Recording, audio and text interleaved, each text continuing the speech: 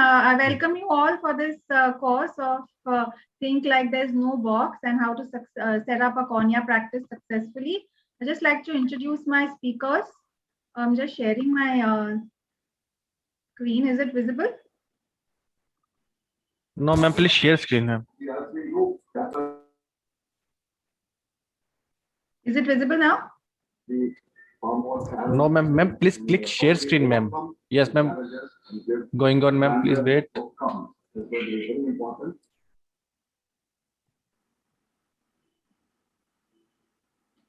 Ma'am, please share again, ma'am. Okay, I'll try again. 1 second.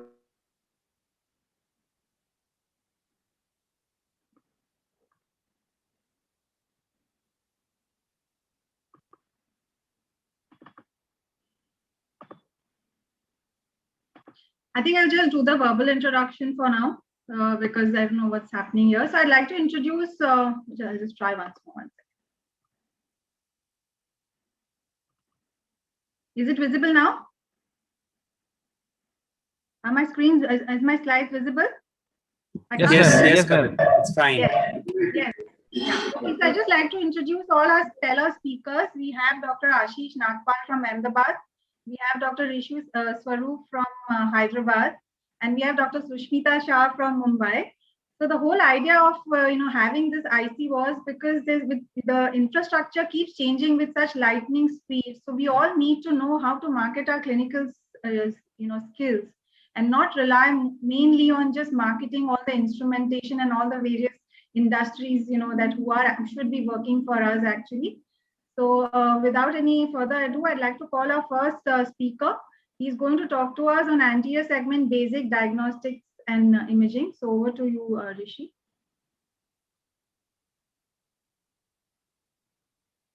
Thank you, Kavita. I'll just share my presentation. Is my screen visible? Yes. Okay, so my topic is very vast, so I'll just try to cover a few things which I think I'll be able to do in 12 minutes. And if I'm going too fast, please accept my apologies in advance. So I just thought that from a cornea surgeon's or a cornea specialist perspective, these are the things that you would really want in your clinical practice, in addition to, of course, the basic equipment like a slit lamp and Shermer strips. I'm not going to go into all of that stuff. But the equipment that will be adding value to your corneal practice are as follows, and in the order of importance that you should have it in your clinic. So slit lamp photography, I think, is something which is quite inexpensive. You can even do it with a mobile phone adapter. And I think all corneal practitioners should have this for reasons I'll come to later. An optical biometer, I think, is also very invaluable because most of us are also doing cataract surgeries, corneal topographies or tomographers, pachymetry or a specular microscope, anterior segment OCT, dry eye diagnostics, tonopen and B-scan, of course, is useful when we are planning to do any intervention. We should know what is the posterior segment pathology or if there's any raised intraocular pressure. So in the co-management of other comorbidities along with cornea problems, confocal microscopy, aberrometry, corneal biomechanics, I think all of these are very expensive and the return on your investment is low. So they are probably best for institutes, or if you can have some place you can refer these tests for like a common diagnostic center, that is useful. And finally, I'll come to some integrated imaging equipment in which we are combining many technologies into one. Slit lamp photographers range from 1 to 15 lakhs depending on what you're taking. So the good ones are from Hugstride, CSO, and Topcon. But you have a lot of cheaper options available from Indian as well Chinese and Taiwanese manufacturers. And the cheapest options, of course, are to use adapters to your slit lamp, which may integrate either a smartphone or a DSLR. The main advantages, they are useful in documentation, counseling, and follow-up of the corneal disease. So, you can show your patient what is the problem. Sometimes, just telling them doesn't convince them. As it is, patients have a lot of mistrust nowadays. So if you can show them on a screen, maybe even inside your OPD, you can keep a screen and connect your photo slit lamp to that screen. You can show them this is your fellow eye, which is normal, and this is what's going on. And that is why we need to do this. It's very, very impactful. Now, one could take a smartphone and take pretty decent pictures, but what is the main advantage that you get when you take a commercial unit, photography unit? Main advantage I feel is the archiving software, because we can take a lot of images, but we are all busy practitioners. So if you cannot archive your images in such a way that's easy to retrieve by diagnosis, by the medical record number, etc., then these images will just be lying somewhere and you will not be able to retrieve them when you need them, unless you spend a lot of extra effort in archiving them separately. So that, I think, is one reason to spend a little extra and take a commercial photography system. And also these also come with other additional features like use of flash. They have diffusers so that your slit images will also have some background picture of the eye. They have special filters, etc., which add a lot of value. Of course, if you want to make the most of your equipment, you should know the right illumination technique for different pathologies, and that is beyond the scope of this talk. Optical biometers, I think, are also very useful, and I'm specifically referring to SwepSource OCTBS biometers, which are now available, because they help you take good, reliable readings even in opaque corneas, which is the problem that we will face. We'll have a lot of patients with corneal comorbidities. And now we have cheaper options available from Tomy, which is the OA 2000, which is about 23 lakhs. So otherwise you had more expensive ones like the Owl Master. And these have a very good return on investment, especially if you have a busy cataract practice, you'll recover your money in no time. Given slit lamp photography, you should charge for it, obviously. And every pathology you can document, you can serially follow up, and initially the cost may look high, but you'll recover it in no time. Dry eye diagnostics I won't go into because somebody else will be covering these, but I think these are one more new segment which is very, very useful, not just clinically, also very useful in explaining to the patient what's going on. Corneal topography, I think, is another invaluable tool. As we all know, topography is basically a detailed description or representation of any surface. This is the topography of the moon. You can have topography of anything. So as we all know, it has gone through evolution from Placido. I took this picture this morning. You can see I'm wearing the same shirt.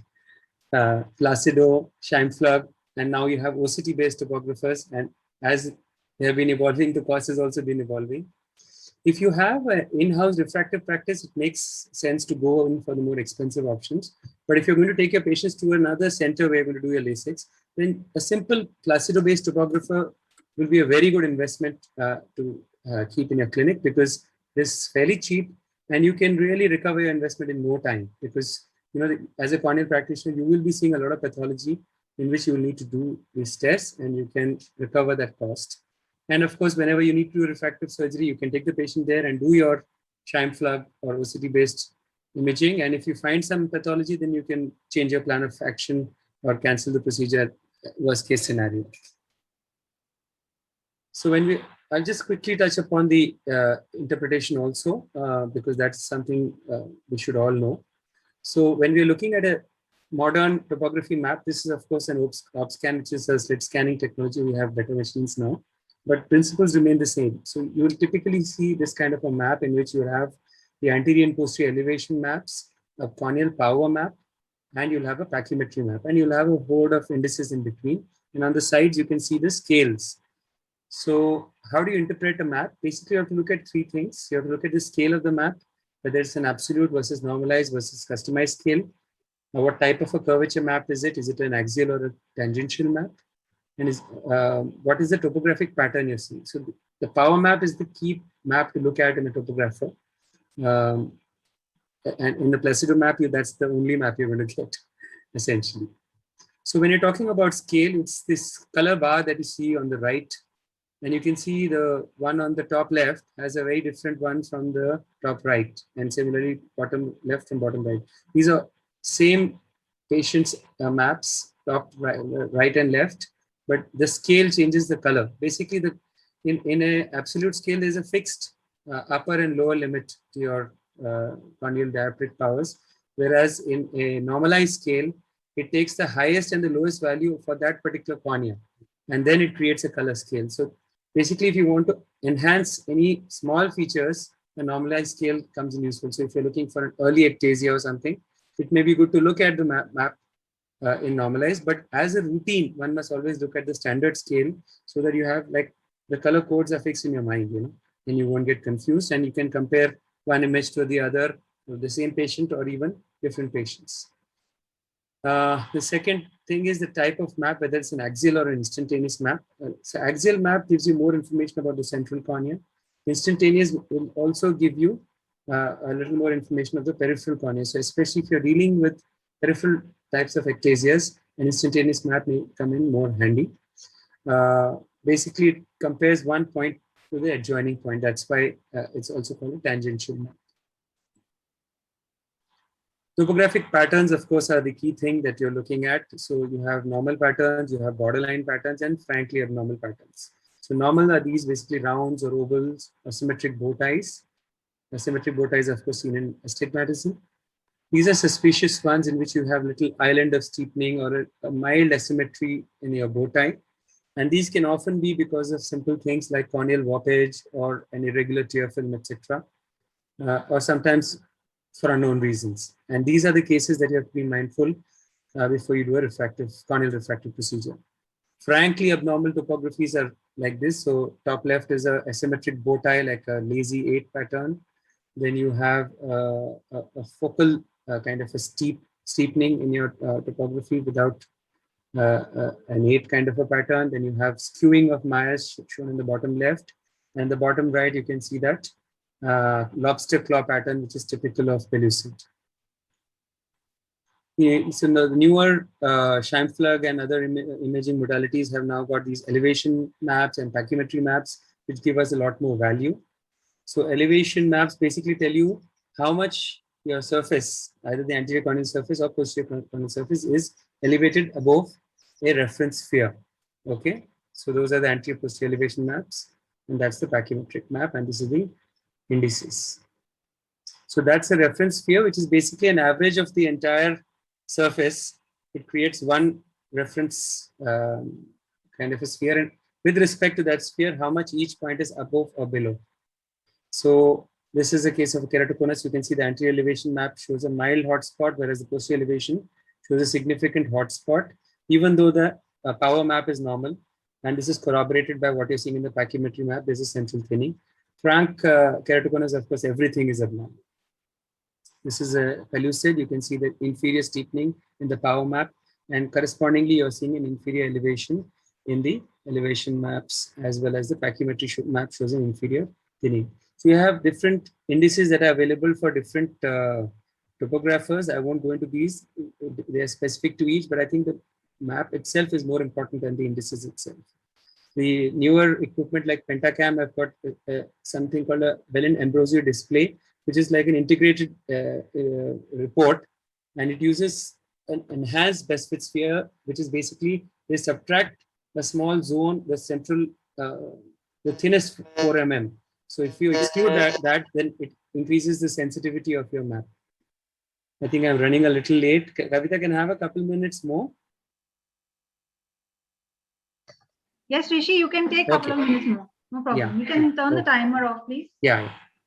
So, so this is compared to a normal best fit sphere that you would see in other imaging modalities. The enhanced best fit sphere helps you to, it basically lowers the curvature of your best fit sphere. Thereby, it enhances the pathology more, as you can see in the bottom 2 images. They're all the same cornea. It also has this kind of a map which gives you the, this is called the BAD display or Bellin-Ambrosio display. And this helps you to pick up abnormalities on the elevation map, as well as the corneal thickness profile in an early way. I think one more invaluable tool in a cornea practice is the OCT, because it's like doing a optical biopsy of the cornea, and it gives you so much information. And nowadays, newer OCTs also gives you epithelial thickness map, which is invaluable, especially if you are going to be doing the refractive practice. So basically, what we have in a OCT is you have a light source, and then the light passes through an interferometer to the optics of the eye, and it's reflected back.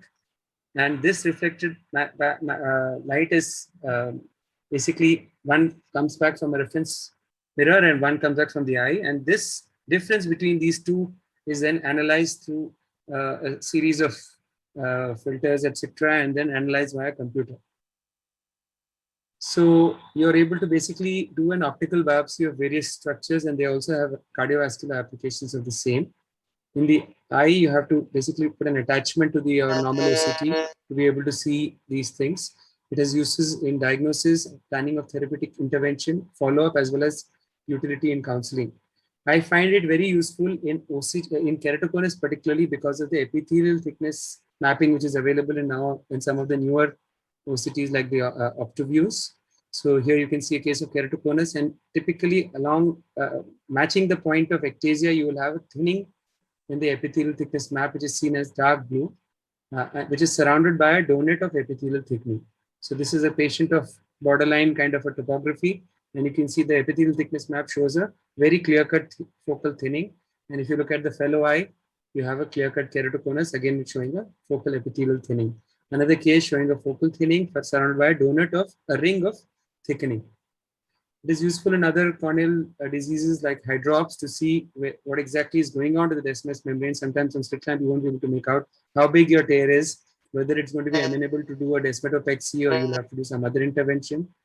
In planning of therapeutic interventions, like if you're going to be planning a deep lamellar keratoplasty, you can look at how thick your cornea is, which is the thinnest point, what is the status of your descemet membrane and deep stroma, whether you can do a descemetic DALC or not.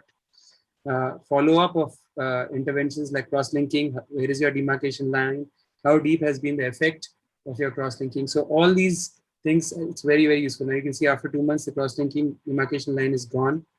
So winding up, Rishi? Yes, I'll just wind up. So various such diseases, posterior polymorphous dystrophy, etc., it has very good utility. Ocular surface squamous neoplasia is another very good place where you can help to differentiate it from other non-malignant pathologies. Planning of PTK, especially in conditions like recurrent corneal erosion, basically to see how much you need to ablate. And of course, in LASIK, if you're going to do an enhancement to assess the depth of your bed, etc., it is useful. So I think these are the key diagnostic equipment that you must have. And of course, other than that, specular microscopy, pachymetry, these have a lot of value. Specular microscopy, I feel, is more of a documentation and a follow-up tool. I don't think it gives you so much in terms of value in terms of diagnosis. But of course, if you have a busy cornea practice, it's a mandatory tool to have. So OCT is something I use a lot for a lot of my things, a lot of my disorders. And one more very good utility it has is that it can also help you in biometric calculation in irregular corneas and post-LASIK eyes. I'll just go to my last slide. I think this is the future. Basically, now you have new equipment which is integrating a lot of these modalities, biometry, topographer, OCT, aberrometry, all into one. So you have one Heidelberg Antirion, and you have the MS39 from CSO. And I'm sure all these major equipment manufacturers will come out with these. The advantage of this is if you have a busy practice in a small space, like you're in a Bombay kind of a practice, you don't have space. You have one equipment which can do a lot of things. And so you save space, you save money. And this, I think, is the future. So choose your equipment wisely, and you can get a good return on your investment, and it can really help your practice grow. Thank you. Thank you, Rishi. We move on now. We'll have discussion at the end of the session. So I'll be presenting the next talk. Are my slides visible? Yes, ma'am. Please put on slideshow, ma'am. Yes, so I'll be talking, I thanks Rishi has covered about, the anterior segment imaging wonderfully. I'll be talking about setting up a dry and ocular surface clinic. So what is the importance? Why is dry and ocular surface important? Because as we all know, it is the first refractive surface of the eye, and a healthy ocular surface is the component for successful cataract and refractive surgery. All of us have had that one patient who has 20/20 vision, but who is still unhappy, especially, if you're doing premium IOL practice. And after cataract surgery, we know that, the post-operative dry eye has been known to increase, especially, in the first couple of months. And after LASIK, in fact, dry eye was found in 41 and 45% of patients in PRK and LASIK. So cataract and LASIK both increase your dry eyes. That's the reason it's really important. Prevalence of dry eye, according to Dew's report, is as high as 50%. So that's 50% of the patients who are coming to you who has dry eye. In this current pandemic scenario, with all the screen time that is going on, people are continuously on webinars, on anti-anxiety medications, which can increase the dry eye. Again, I think there's a huge untapped, dry eye market, which needs to be, addressed. So when you're running the dry eye clinic, how do you run it? You run it as a specialty clinic, and your staff needs to be educated about the same. So what you can do is you can keep brochures in the living room about, you can keep brochures in the in the waiting room. You can have videos which are running in the waiting room of your dry eye clinic. You can so that the patients who are, and even in your general waiting area, so that the patients know that there is something like this which the service which you are providing. You can keep it on all days, or you can probably keep it thrice a week till your patient numbers are building up. Make sure you're giving dedicated time to patients.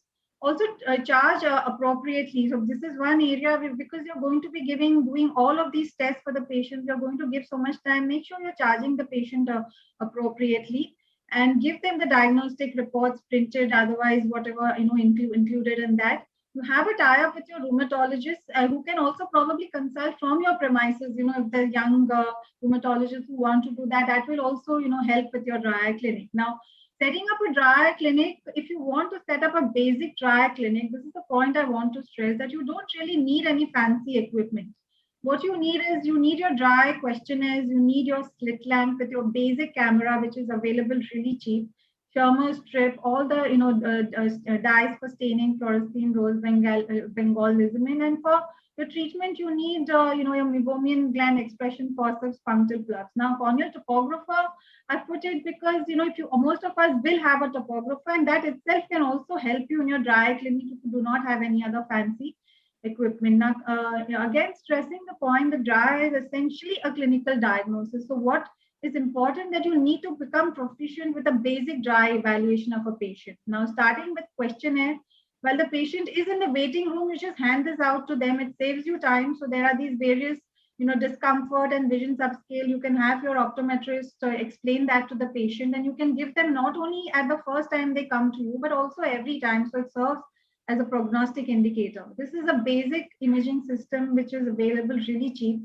It has a display monitor which you can show. I think this really helps because you can show the patient, like this is the patient with a, with like really severe grade 4 meibomitis. You can show that to the patient.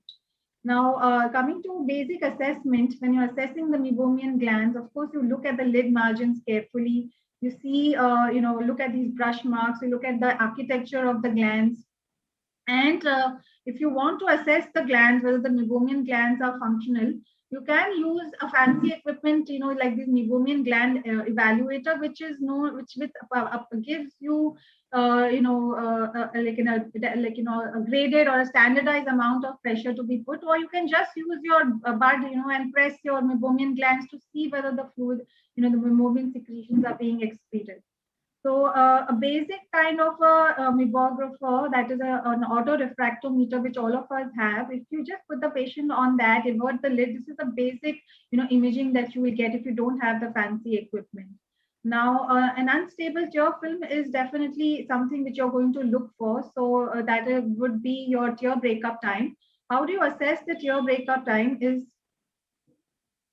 once you make the patient sit at the slit lamp, put fluorescein and by touching the bulbar conjunctiva, and ask the patient to blink a couple of times, put on your blue filter, and wait. And at the, like you can see now here, you can time yourself. You can see this is where the first dry spots are appearing on the cornea, and that is your tear breakup time, around 7 seconds in this patient. So assess your tear breakup time well.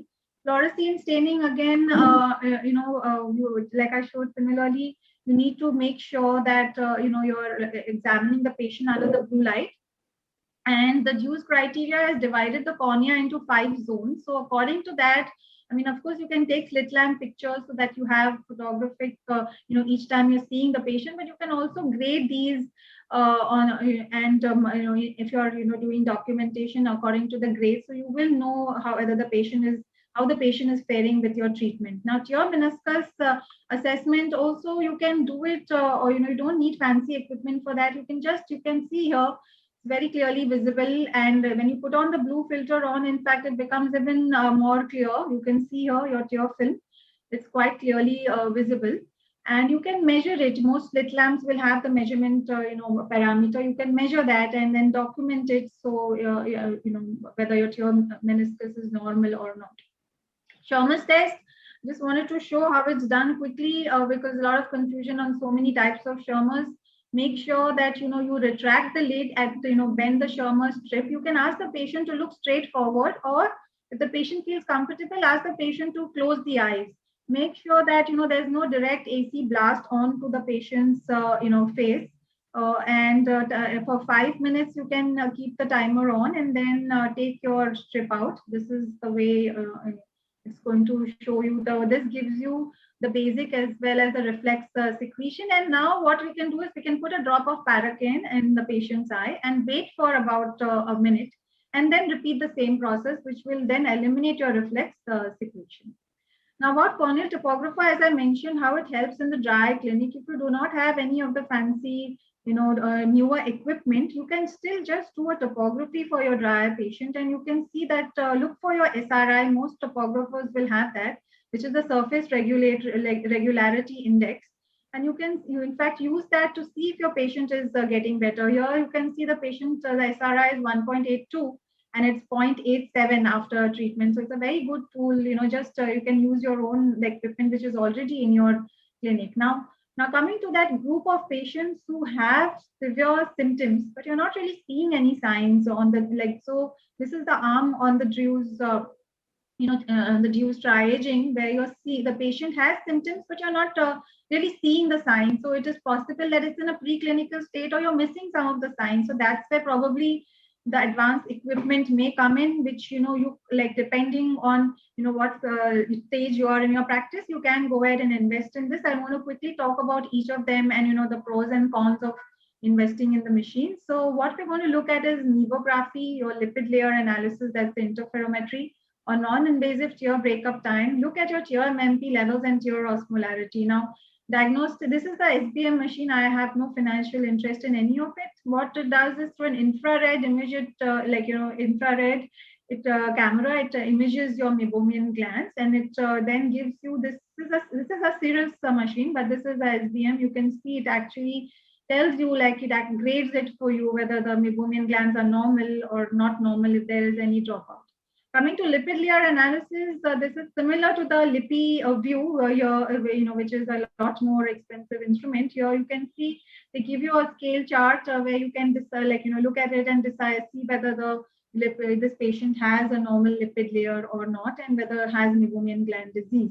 Here you can see the patient has an abnormal lipid layer in these cases. Now, non-invasive tear breakup time again is very helpful, because you're not putting fluorescein in the patient's eye. And so there is no, there's no, in terms of variability in amount of fluorescein you put, etc., or any reflex tearing which is happening. And when you look at the placebo ring, and the time when it breaks up is your non-invasive. Tear meniscus, again, like I'd shown you on the slit lamp, this SBM also collects that. And what a good thing is, it also looks at bulbar redness. So it gives you, each time whether the redness is going down. And this is the printed report, which you can show to the patient, which really makes a difference, impact on the patient when you're showing that to them. Now, this Dr. Ashish Nagpal has shared these images, about the LiPi scan and LiPi view. As I said, these also image the meibomian gland, and it looks at the lipid film, as Rishi also has shown, and it looks for the partial. It looks for whether the blinks are partial or complete. This is essentially the about LiPi view. This is essentially what it does. So it looks at the meibomian gland, and these are the three features in it. So if you're comparing the two of them, you can see that most of these features are actually available in SBM, apart from blink assessment. And the repeatability is also very good for SBM, and the value for money is really good. So like I've already mentioned, I have no financial interest in any of them, but just for paying so much of money for just zinc assessment, I'm not sure. And of course, if you have entire institute set up, you must have all of that. But if you are a startup and you have just starting out in practice, and an SBM may be a good way to go. Now, looking at pathophysiology, we know that what happens is in dry eye, all of these cytokines are released and the osmolarity goes up. So that is another thing which can be studied. So this is a small kit which is available. You can just place it in your bulbar conch and look at the tears and study the MMP levels. These are normal MMP levels, 10 to 25. If it is positive, then it's 40. I think it's very good for diagnosis and value for money. Now, what happens if your patient has signs, but if the MMP levels are it's negative? Then I would still go ahead and treat the patient, with the anti-inflammatory cyclosporines. But I think it is value for money. In terms of tear osmolarity, I think it's pretty expensive. It is diagnostic, but it's not really giving any major additive value. So I would say it's really not value for money. Now, quickly coming to therapy, this is depending on the type of dry eye, we will treat the patient. If a patient has meibomian gland, manual expression can be offered if you do not have any of the fancy equipment. This is the LipiFlow thermal pulsation system. Again, this has been shared by Dr. Ashish Nagpal. Maybe you can answer more queries on that, which helps to treat meibomian gland disease. If you later in practice, you can address that. And then this is your intense pulse light, which is used for MGD. Punctal plugs is another thing which you have and you should have in your armamentarium. You can have temporary plugs. You can have intracanalucular plugs. And other thing is you should know that autologous plasma really also works well in patients. Sterile lenses can be offered to patients with Stevens-Johnson's where you do not are unable to do a lid margin surgery. Ocular surface, I think quickly, chemical injuries or OCP, Stevens-Johnson, this is all which we can, treat. There is no need for any stem cell lab. I don't think I have time to show this video. But SLET, where it is a simple limbal epithelial transplantation, which is done. This was a patient where we did a SLET with AMG, and just in 6 months, she really recovered. So I'm just summarizing. I think dry eyes is a largely untapped market. We are seeing only the tip of the iceberg, and setting up a dry and ocular surface clinic does not need any fancy equipment. Excellent clinical skills and acumen is the key. Tie up with rheumatologists will help with the bilateral cross referrals and increased practice, and you can invest in more fancy equipment as your practice builds up. And ocular surface disorders like burns, etc., can also give you huge referrals because no one really wants to. Most people don't want to treat that. You just need patience, clinical acumen, and skills, and no fancy equipment. Thank you.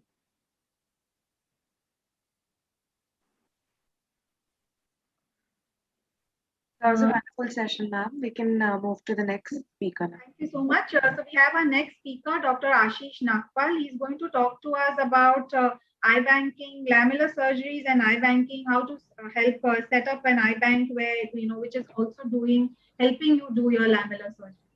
Dr. Ashish Nagpal is from Ahmedabad, and he's a stellar cornea surgeon. Thank you, Dr. Kavita, for inviting me for your instruction course. I think we have 10 minutes. You can hear me? Yes. Okay, great. Sir, please put on slides. Please play the presentation. Is it? Can everybody mute their mics, please? Can everyone please mute their mics? Sir, please put on slides, sir. Please play the. I have put it on. Shall I put it again? Sir, put on the play, sir. Slideshow is not there, Ashish. The slides are seen. Please play the, sir. Play the PPT, sir. Please play, sir. Yes, sir. Play, sir. It's fine, sir. Yes, sir. Okay. So thank you. So I think as Dr. Kavita has very aptly named the IC, to think like there is no box, or to realize that there is no box. So I think this is for this IC is aimed for freshly trained corneal surgeons coming into practice, and what tips and what experience we can share with them depending on how to set up a practice and what things they can do. So in this brief talk, I'll be just sharing my personal experience with iBanking, which started in 2005, when I was so impressed with the LBP iBank, which I had seen during my short-term fellowship. And so that when I came back, I quickly revamped our iBank, sent a technician for training, got the laminar flow. Eventually, in 3-4 years, arranged funds for the iBank special microscope, started attempting HCRP programs, started approaching NGOs. So there was a lot of effort and time which was required from my clinical practice to put in to create some awareness, to connect with people. And doing all of that, I think I would say we could reach a collection of, let's say, around 20 to 25 eyes per year in a city of Ahmedabad. So it was a huge amount of effort that had to be put in, but it did not kind of convert into a lot of eye donations, despite Gujarat being a very proactive per se. Individually, there are no restrictions as such from people. People do not have any hindrances. They themselves want to donate. So the basic drawback I felt was that we couldn't connect with good HCRP programs, because that is where the key is. That is where the success of the most iBank lies. And like you can see, in 2020, we had 0 tissue collections. And this is just, we cannot discuss about iBanking in India without mentioning Professor G.N. Rao. I think he's made a world of a difference in the way iBanking has changed in India in the last 20 years. And this is one of his Sorry, articles sir, from I this interrupt year. you, sir. Sorry, sir. Please move your slide, sir. Your first slide is showing, sir. Okay. So I am moving, but it's not moving. We were not able to see. We just Sir, saw the please, first please, slide. sir, Yeah. move your Is slide, it? sir. But please check your move slide, sir. Please, I'm next. moving it. It's not moving. Let me Yes, just. no, sir. I think, sir, this is. Let me just switch off the other presentations. Maybe that is what is. Okay.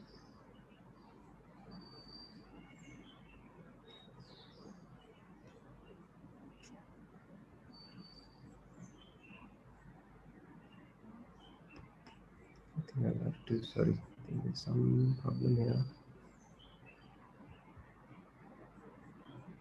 Maybe you can keep it like if its slideshow is not moving, you can just move it, without that, probably. Yeah. Yes, ma'am. Yeah. So just see if it is moving now. Sir, please share screen, sir. You are step the screen share, sir. Oh, okay. Okay. Is it moving now? Yes, sir. Yes. Please go ahead, sir. Okay, so I think I covered this part. You could, so I'll skip to the fourth slide. So this was the journey for my iBanking, and this is what I was mentioning about Professor G.N. Rao, who has done so much for iBanking in India. This is one of his articles from this year, January 2021, in which he still mentions that it is still evolving and still a long way to go in India. So you can, despite the advances, we can get an idea that we are still a long way off. And just to give you a perspective, there are actually 740 iBanks and eye donation centers registered with the EBAI in India. But out of these, if you can see, there are only 15 iBanks, which constitute just maybe 50, which contributed more than half of the total collection in India. So this is just to give you a perspective that although we have so many registered iBanks, we are not actually able to convert them or utilize them or use them to the best advantage. So what are the reasons for that? I think we'll quickly go back to that, but first we need to understand what are the major indications of corneal transplant, because that also gives us an idea as to what sort of tissues are needed in our country. So this is one of the articles from 2019, which was a very nicely conducted survey from various iBanks based on 2014 data. So which tells us that a majority of transplants in India are for active infections, for therapeutic grafts, whatever said and the rest form the rest of it, PBK, healed keratitis, failed graft. And if you look at other dystrophies, they form a very small percentage.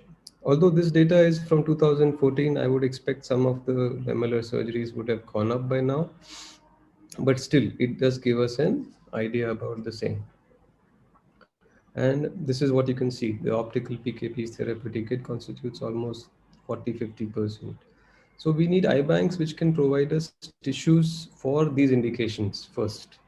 And then based on the need for lamellar grafts, for DSEK, DALK, and others, then those needs would come up. So this is just to give you a perspective of what is needed in our country. So whenever you start a practice, and just to give a comparative, I got this figures from the LVP Eye Bank. They were of 2017-18, and they also give you a fair idea about. Sorry, yeah. That you can see, you can give an idea that still again scarring and microbial keratitis forms the major chunk. So thanks to this background, I think now we have a fantastic coordination between the Eye Bank Association of India and an NGO called as SightLife, and they have started the corneal distribution system, which was started in 2010-11, in which we did some pilot studies, and they connected few eye banks, as I showed you earlier, that there are 15 eye banks which have excess tissues which contribute. So they connected with them, upgraded them, trained their staff, and then started diverting tissues. So this is just a rough flowchart of how it works. It's run by professionals who are full-time looking into the coordination between the corneal surgeon and the eye banks. And this has totally changed the way a corneal surgeon who, after his fellowship, goes to a city. Earlier, they had to set up an eye bank or set up an eye donation center to start off their corneal practice. A lot of earlier 15, 20, 30 years back, a lot of fellowship trained corneal surgeons could not do corneal transplants for the first 2-3 years of their practice after coming back because there were no tissues. And now with the advent of the CDS system and the tissues, the culture mediums, the tissue preservation mediums, we are able to start off the practice fast. The second thing which I will be touching in the next 2 slides is there's a long list of requirements for setting up an eye bank in India. So these are the things which are required, so which also takes up a lot of time and effort and getting other people. And if you still wish to start, maybe in your area you do not have, I would suggest that I've made a small URL up there, which is easy to follow. If you click on it, it will lead you to this standards of eye banking document, which is by the Ministry of Health Affairs, and by the National Program for Control of Blindness, which has a huge list of things which are requirements, guidelines, standards, and it will also give you phone numbers and indications of which state you are in, what are the eye banks that are, which ones can you tie up with. You will get a good idea of that. So I think this would be a good starting point. This is the objective of the document that they want to. This would be ideal, that you have 2000 eye donation centers with 30-40 eye banks who are really good, and then maybe a few eye bank training centers. So this would be the ideal number which would be required, and they would need to tie up with large hospitals in metros who have a mortality rate of more than 50 per month, and that would give us enough tissues to deal with. So these are the few things which I wanted to share. And the other aspect is that there are each state has a different rule to it because it is governed by the state health authority. So you will need to check in your state. Earlier, some states had rules that you had to have an eye bank along with the corneal transplant center. Fortunately, most of them have progressed with the efforts of the Eye Bank Society of India. But I would say that it takes a lot of effort. So if you are able to do that, if you have that background, please go ahead and do that. Set up a hospital corneal retrieval program parallel to it. Now coming back to the training of the eye bank technician. Suppose you have a good eye bank setup, and if you can afford. So this is a very good eye bank in Mumbai, which Dr. Kavita Rao has been able to give us a video in which you can see the eye banks do provide tissues to various surgeons within the city. So they are catering to multiple surgeons. So they have all the equipment, the laminar flow, the instrumentation set for dissecting the cornea, for dissect, the pachymeter, and they are well trained in doing so, just like corneal surgeons. So they need to know how to handle the tissue, what are the drawbacks. So it takes a lot of effort to put in that training as well, which can be done, no doubt, but it should be directed in places where there is a lot of flow of tissues, and then they are catering to many corneal surgeons, because then only it would make sense to do that. So this is just to give you a brief overview of that. DMEC tissue harvesting is very inexpensive, but it has a steep learning curve to it.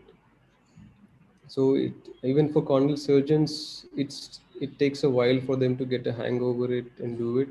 But this is something which, if you have an established eye bank and you have a eye bank technician, then yes, I think at LV Prasad, at Ramaya International Eye Bank, they have fantastic technicians. They have lots of tissues, and they are training.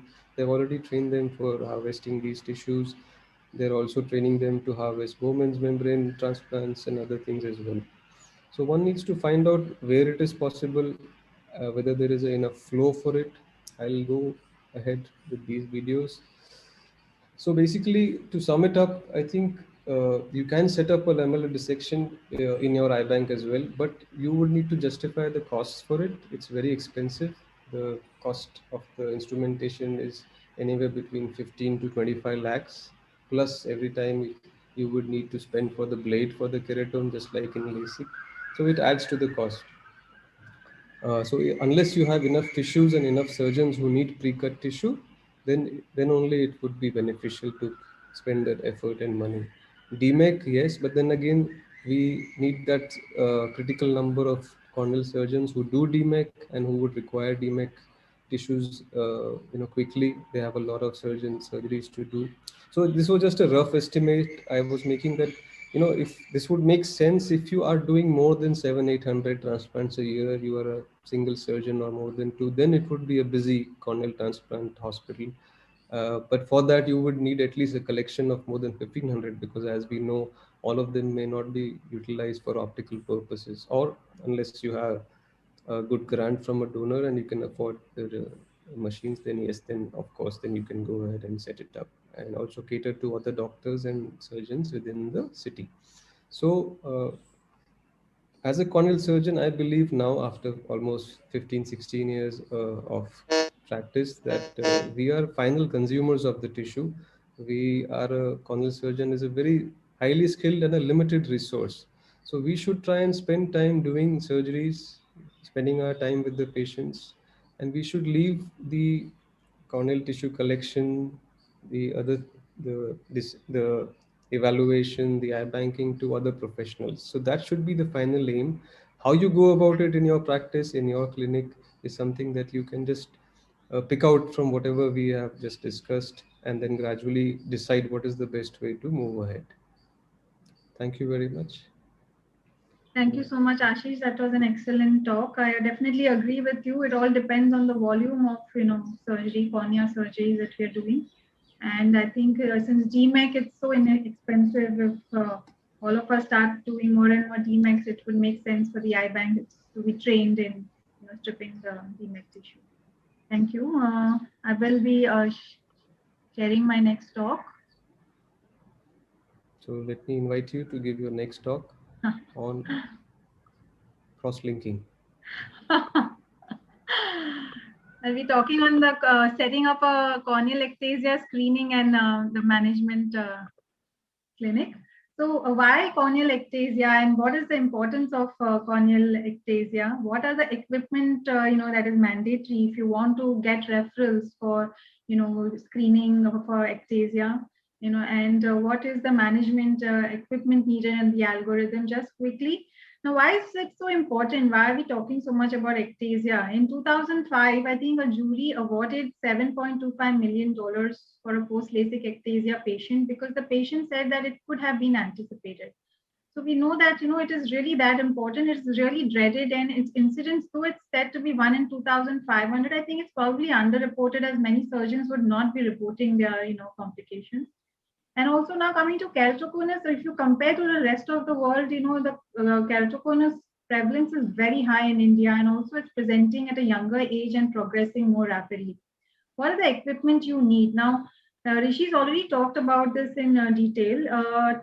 I think if you are just starting out, a topographer is fine. But if you intend to, you know, build up your referral practice, because a lot of patients are also referred to me sometimes by, you know, whether is this patient fit for LASIK, a second opinion, either the patient himself is coming or sometimes a general ophthalmologist is sending. Then I think a tomographer is important, definitely is like, you know, utmost importance. And ASOCT, again, Rishi's shown, I put it like lower below because epithelial mapping is a new kid on the block, but it is not mandatory. You can run your clinic, you know, without that if you do not have that. Now, looking at detection and screening, again, I'm going to rush through this.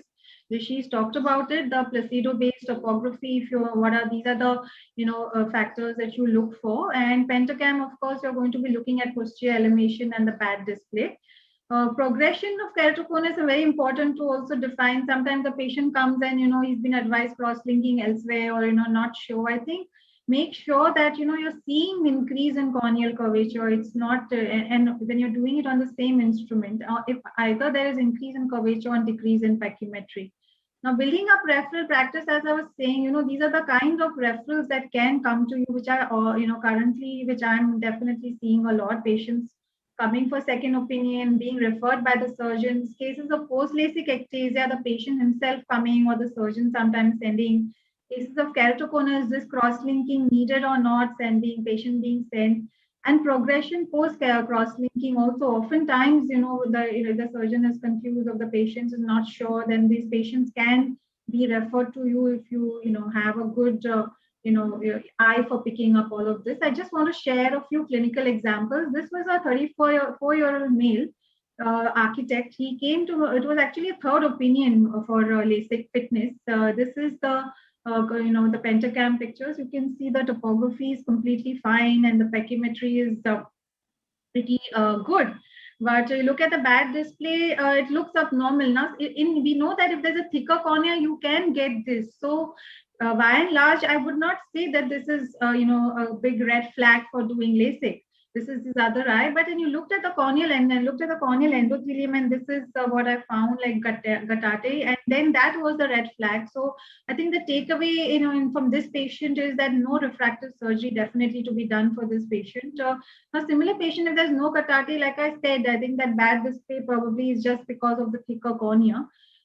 In this patient, I would get specular microscopy done and not do LASIK because we know that corneal biomechanics would be weak. Now, this is another case was referred. She was an ENT surgeon. She was a third opinion, like her treating LASIK surgeon actually sent her to me for another opinion because I was not sure whether I should go ahead or not. And this was her refraction and 6.5 and with a 2.5. And this is her, you know, corneal you know, image, topographic image. Cornea is steep, but not that steep. Good corneal thickness, a little bit ectasia or posterior ectasia seen, not too bad. Again, here a steeper cornea. Now, this patient, she had an iris coloboma in one of her eyes, and then being an ENT surgeon, somehow I was not comfortable, you know, advising LASIK in her and maybe PRK. I sent her back to the primary surgeon who then did the PRK in her, and she's doing well. Now, this is the third case, post-LASIK ectasia, where cross-linking was done elsewhere and again advised to repeat cross-linking, and we again referred here for another opinion. This is the patient's pentacam images. You can see that there is a steepening inferiorly. Cornea thickness is quite less. So, and this patient just doing a cross-linking already in a post-LASIK, you know, it's not really going to help so much. So decided to do an Intax. It was planned Intax and did the Intax. We did a SK Intax for her and she did really well. The vision improved, in fact, uncorrected to 6.9. The single ring was put inferiorly.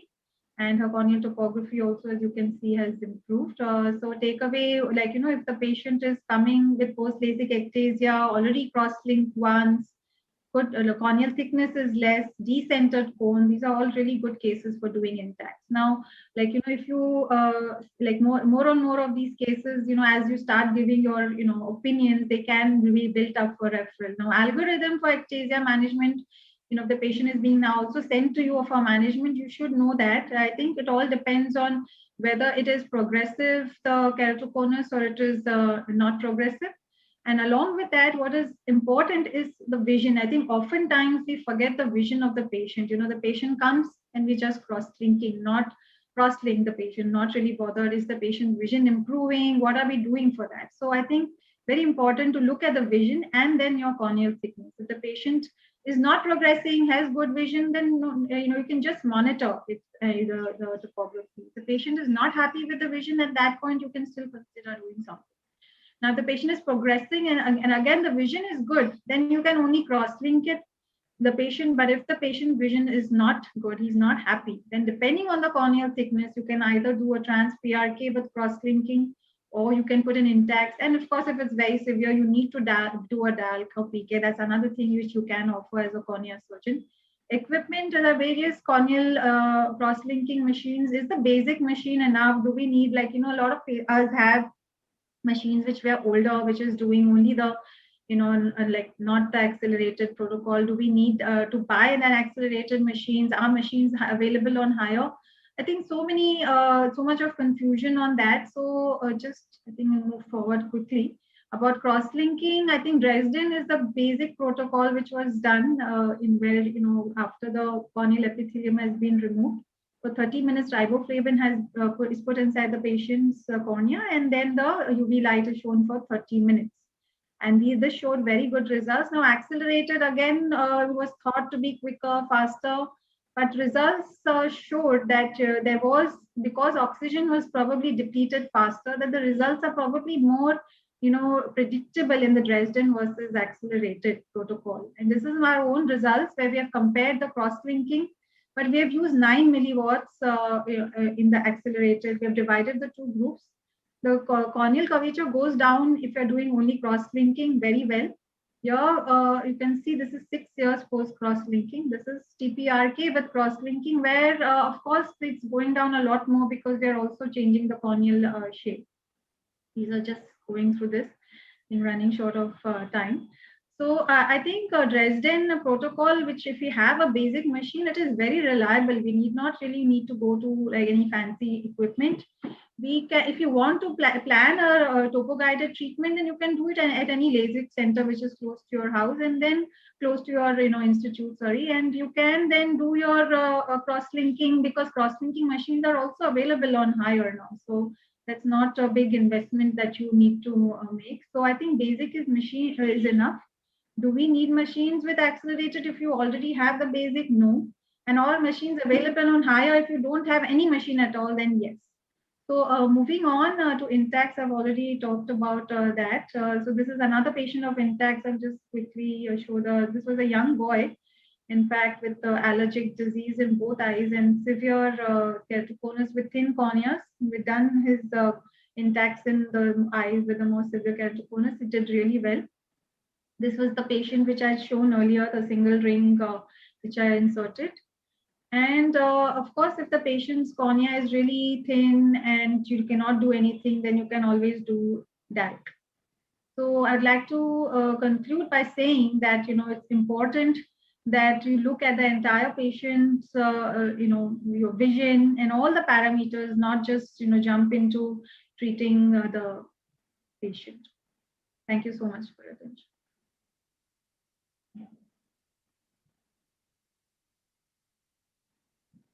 I'd like to now invite our next speaker, Dr. Sushmita Shah. She's going to first talk to us about a very basic topic about corneal ulcers, the basics of management of corneal ulcers, and as well as the microbiology of corneal ulcers. So over to you, Sushmita.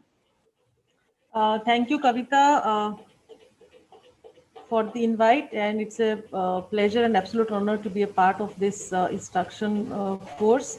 This talk is mainly on microbiology. I'm not really going to talk much about the management part, because I felt that something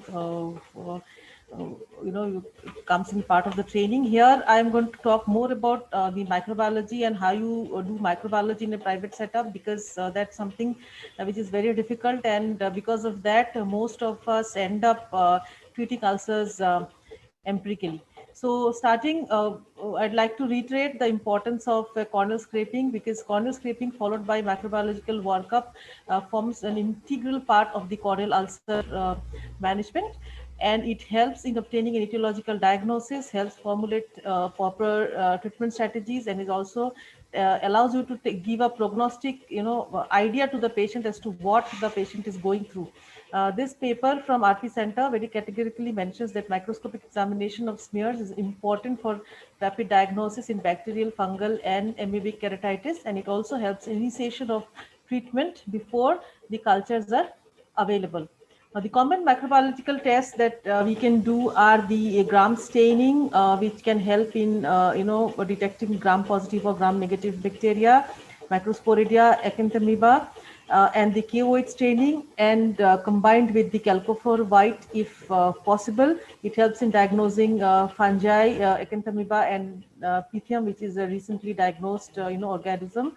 Giemsa staining, which shows multinucleated giant cells indicative of HSV, then 1% AFB staining for nocardia, and 20% AFB staining for atypical mycobacteria. So this is a small video demonstrating how you do a corneal ulcer scraping on the slit lamp. So all infective corneal ulcers should be scraped. However, need to remember to avoid areas of extreme thinning, desmetocele, impending perforation, where the scraping can lead to perforating and causing more damage. We use a 15 number blade and do it on the slit lamp, and preferable to take the scrapings from the edge of the ulcers, where the organisms are more likely to be, rather than the center or the base of the ulcer. Now, this is another paper from LVPI, which very clearly demonstrates the importance of smear examination, which says that potassium hydroxide, if coupled with calcofluor white, can be the most sensitive test for detecting fungi in up to 90% cases and close to 84% cases in acanthamoeba. The gram stain, though also very useful, has a lower sensitivity.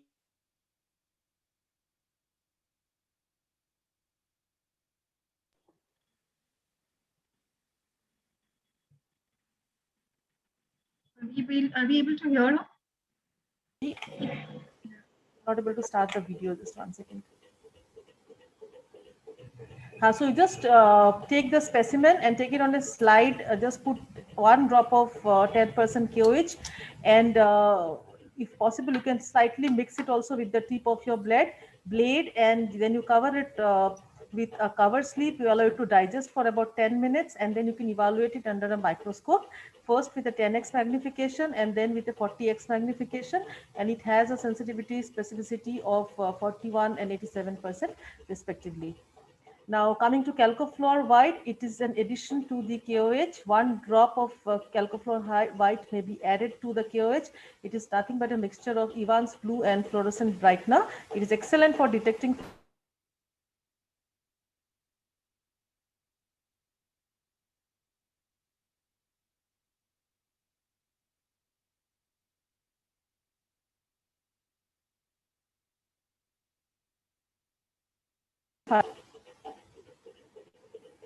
sorry, start the video. Yeah, so this is a dry smear, so you smear it nicely with the tip of the number 15 blade on the slide, and it consists, and then to process it you first have to fix the smear, and then expose it to crystal violet for about 1 minute, then with grams iodine for 1 minute, decolorize it, and then add a counter stain, which is the safranin, which is 30 seconds, and you need to see it under the oil immersion objective of the microscope, and it has a much lower sensitivity and specificity as compared to the KOH. The gram positive, they have a thicker peptidoglycan layer, so they retain the mordant, which is the crystal violet, and the gram negative, which get decolorized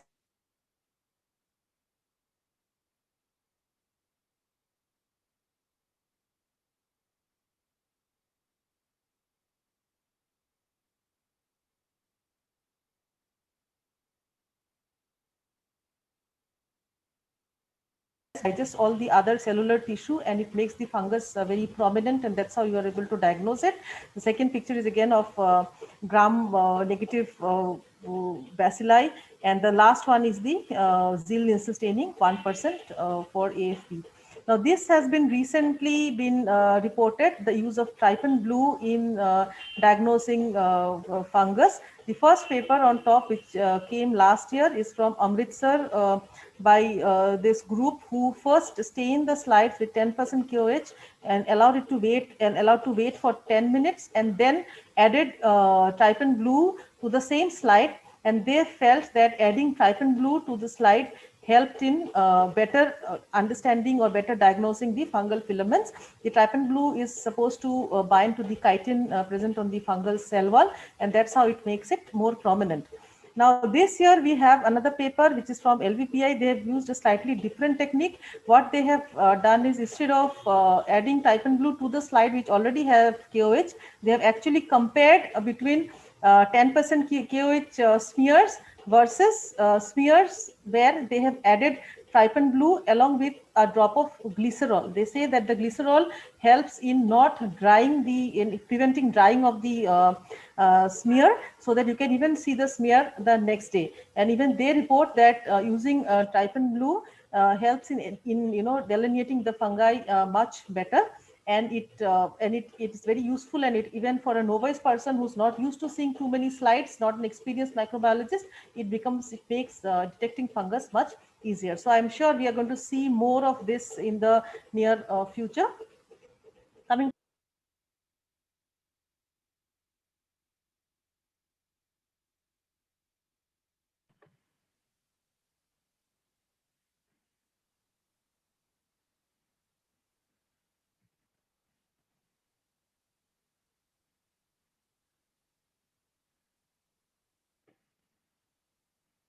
Is there a network issue? Yes, ma'am. Ma'am's lost the internet connection, ma'am.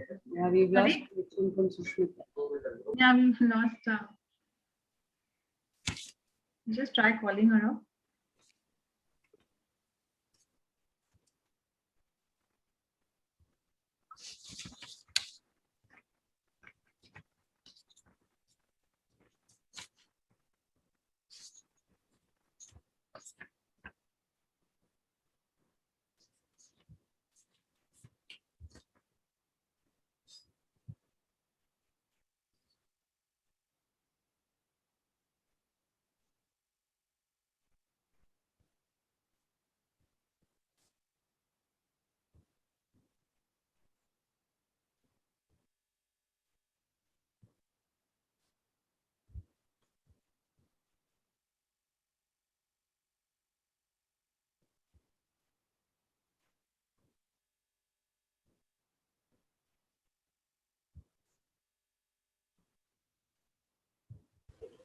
Yeah, can you see now?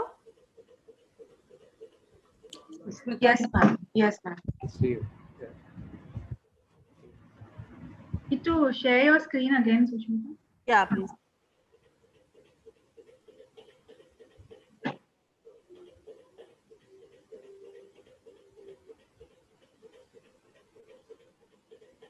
Sorry about that. So coming to the problem, as unless you are in an institutional setup, microbiological backup is often unavailable, and sometimes it is not even accessible. There is always fear of loss of specimen in transit, and there is always a lack of awareness even on the part of the microbiologist.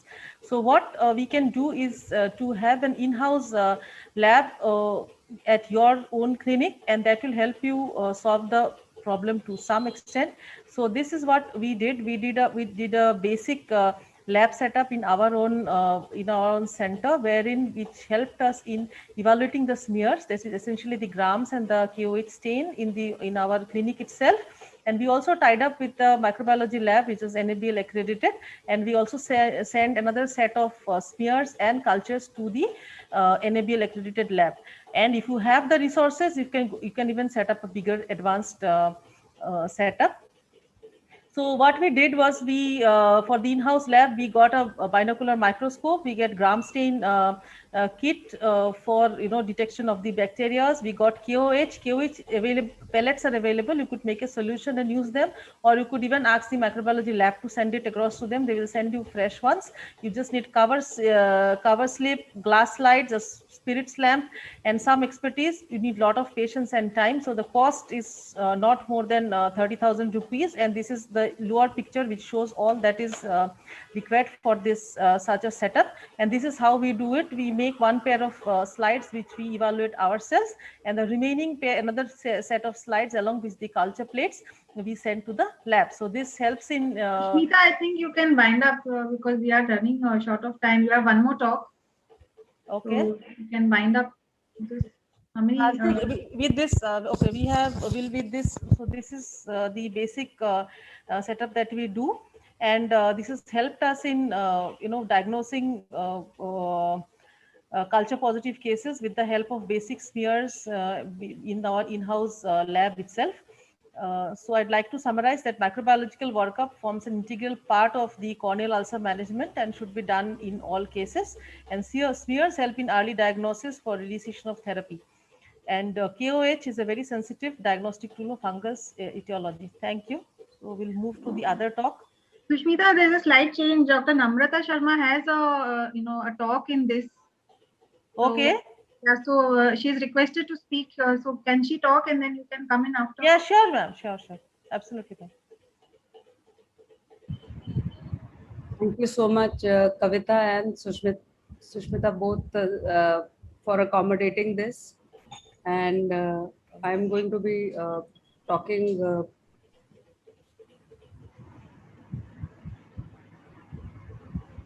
I'm going to be talking about this next generation moxifloxacin, which has retention enhancing delivery system.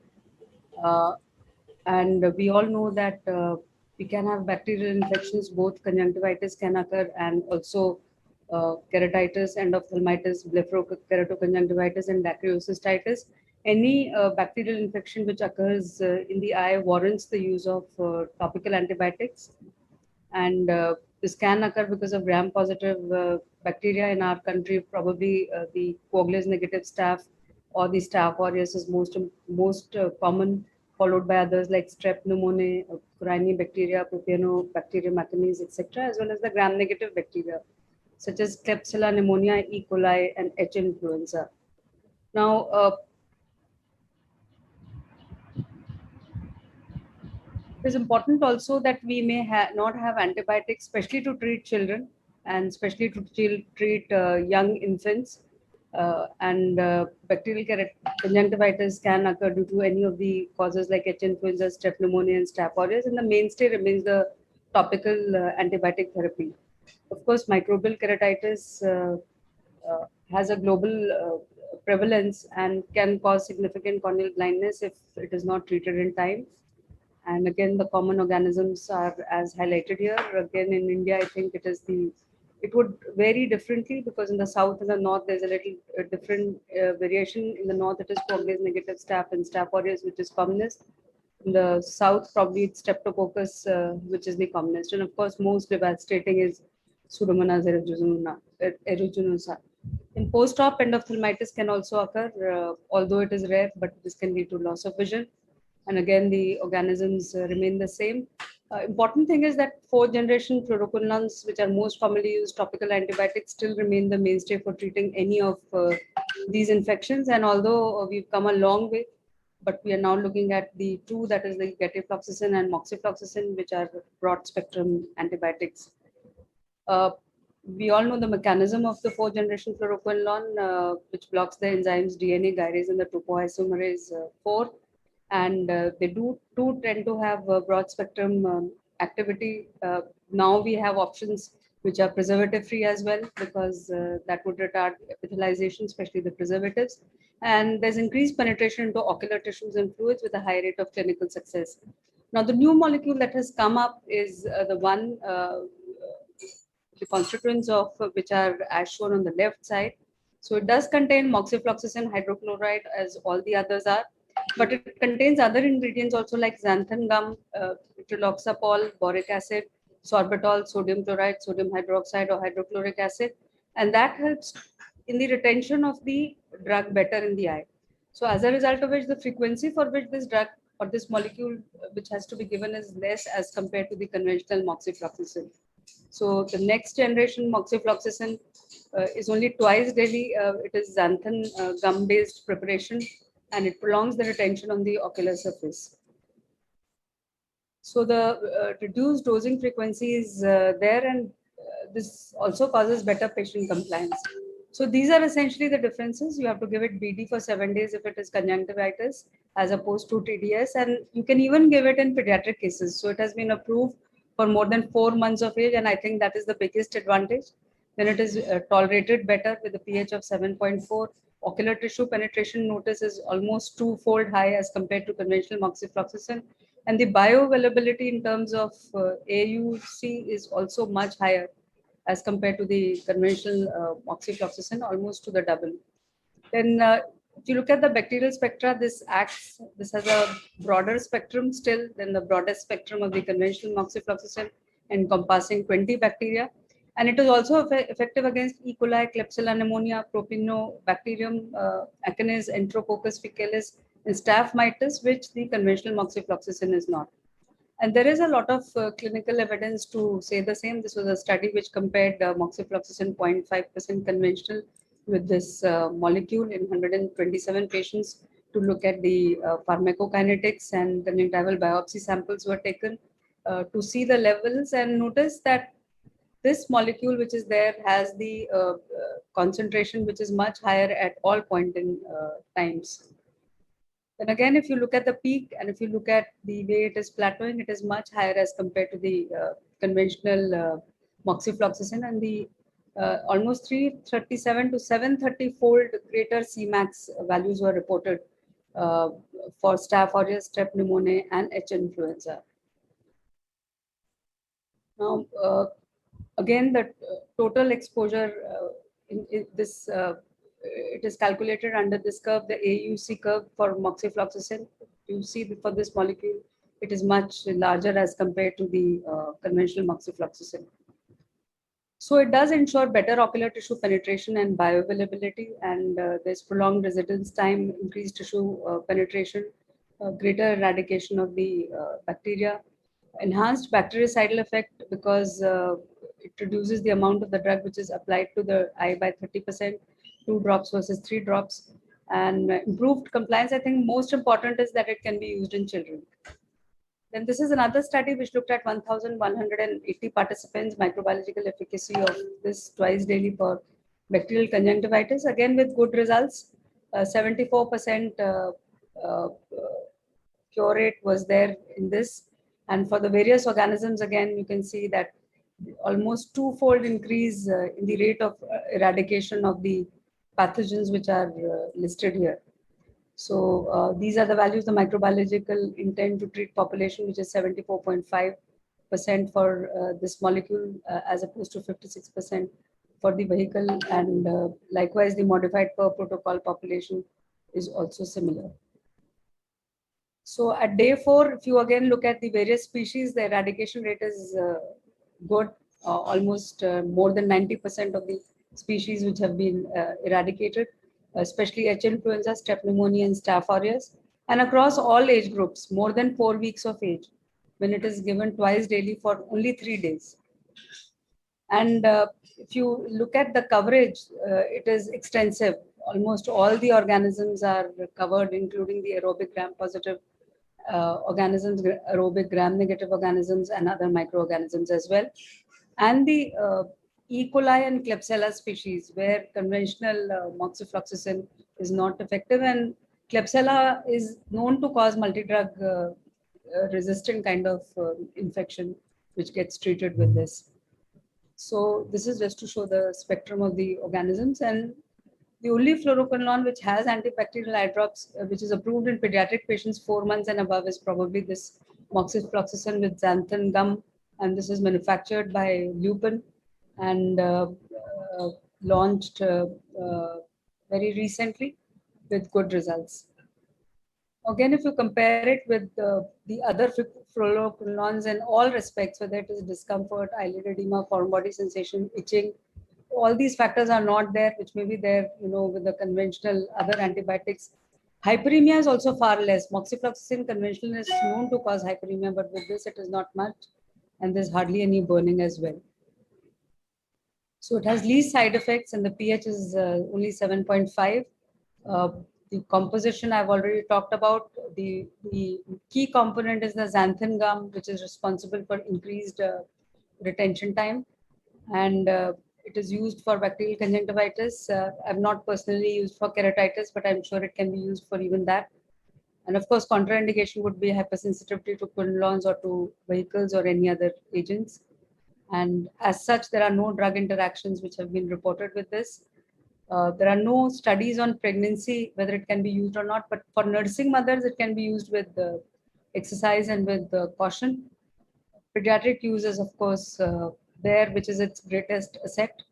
And there's no difference in safety and effectiveness in between elderly and younger patients. So the only undesirable effects are that there may be slight amount of eye irritation, pyrexia, or conjunctivitis, which is only reported in less than 2% of the patients. Packaging is also very good with a shelf life of almost 24 months. It is a 3 ml package, and it can be stored at a temperature below 25 degrees centigrade. Only thing is one has to protect it from the light.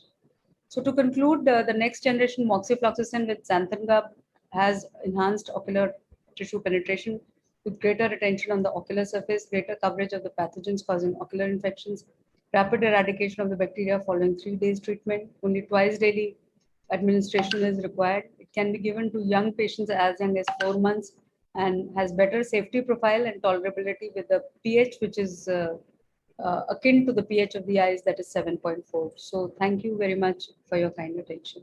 And thank you, Kavita, for accommodating in your session. Thank you, ma'am. That was quite interesting and wonderful to know this great, sounds like a wonder drug. Great. So I don't think we have time. Do we have time? Like the next session will start at 11, so we still have another time. Yeah, okay. 10 more minutes right now. Okay, great. Okay, great. So Sushmita can go on with her next talk. She's going to talk to us about how to do basic science research while doing your clinical practice, which is, it's not a small feat to achieve. So thank you, Kavita.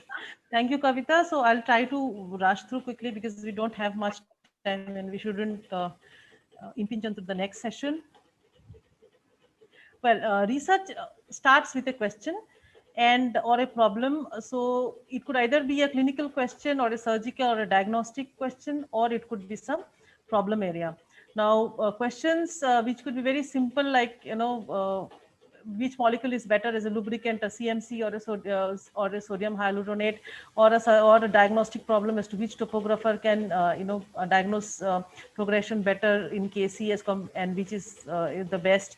So these are some very basic clinical questions we encounter all the time. So we can do either a retrospective study, go back to the patient folders and try and find out an answer. Or if you don't get an answer, you could always plan a prospective study and find out the answer for yourself. Only thing you will have to figure out the right study design, etc., and other details. And regarding clinical trials, well, clinical trial is defined as any research study which prospectively assigns human participants or groups of humans to one or more health-related intervention to evaluate the effect on health outcomes. And you need to register with the clinical trials website. It is expensive, but you can always get funding from the government or from the pharma industry and do it. But today I'm not going to talk about this. I'm going to talk about basic research, and basic research which always deals with a problem area. So what is a problem area? Just to give an example, maybe something like, say, the drug penetration into the vitreous cavity is poor for topically applied medications. And so you need to give intravitreal injections is the only way to treat these conditions. But then they come with complications like RD, etc. So the question is, can we create a topical formulation which can penetrate into the vitreous cavity so that you can completely avoid injections? Well, to answer this, you need to go back to the bench for some real innovation. Certain other examples, say for example, when we do bilateral limbal stem cell deficiency cases, instead of harvesting stem cells from a live related donor, which will need lifelong immunosuppression, can we harvest the stem cells from a source that is least antigenic potential? So these are some very major questions that cannot be solved in the clinic, and you need to go into the lab. So back to the bench research is basically a basic science research that can answer question, beliefs or practices which are prevalent for decades, but it can also create new frontiers that were unknown before, and if successful, we can bring in a huge change in the way we practice. However, you need few things. That is what is the important is to remember is, first and foremost, the most important thing is the problem or the question that you're trying to address. So without a problem, there will be no answer. So the problem is extremely important. And once you have a problem, you should also have an idea or a potential idea that you think can, solve the problem. And now that you have had an idea, since you alone, we are all doctors, so we often need other people, say scientists or other technical people. So you need them as collaborators to, make that idea come into reality. You need to plan, detail study plan as to what are you going to do, your study questions, as well as the budget. You also need to organize for funding, and make sure you need to take time off from your clinical work, and needs a lot of patience and maybe sometimes years and decades, and never say die attitude. No matter what happens, you keep going. So our story, I'd just like to share that we started with a problem area, which was poor treatment outcome in fungal keratitis due to, non-availability of good antifungals. We felt that some innovation is required in this area to improve the outcomes and reduce the occurrence of monocular blindness due to fungal keratitis, especially in the agricultural workers in the developing countries like India.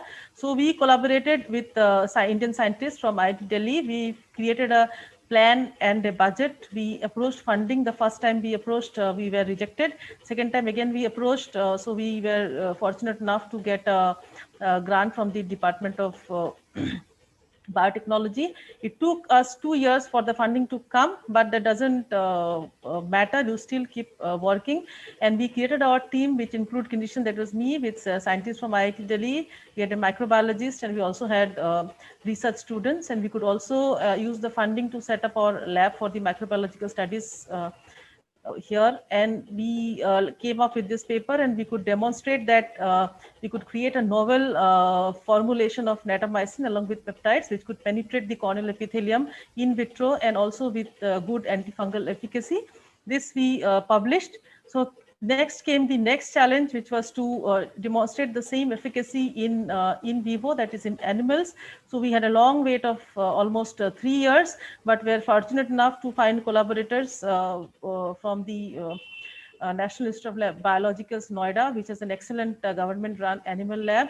And we were also lucky to get funding from the DST. And this work we started in 2017, and we concluded last year, and we have been successful in showing to demonstrate the antifungal efficacy of natamycin was found to be 3 times higher than the natamycin alone, and also it showed our conjugate showed very much higher corneal penetration. This is the paper which we published last month. So the current status is that we are in the process of collaboration with the industry for a clinical trial on humans on this. Couple of other advantages. We got a couple of best paper awards. We got few oral presentations, both international and national meetings.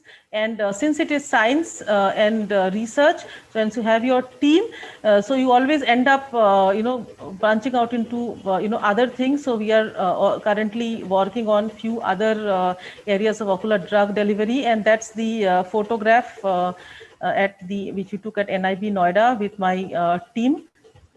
And to summarize, research is in your clinical practice definitely a possibility. Must remove the mental block that we often feel that research cannot be done unless you are in an academic institution. All you need is a very deep commitment and focus on your research goal. Create your own team, make sure to keep time for the research, and you can always make it happen. And I would like to close with this very inspiring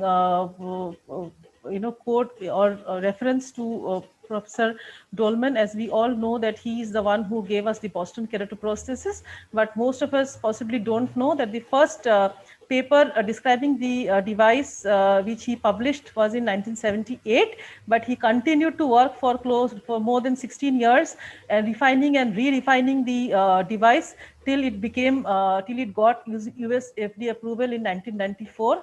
And even today he sits with his team and is continuously trying to improvise the device. So that's what is research. Thank you so much.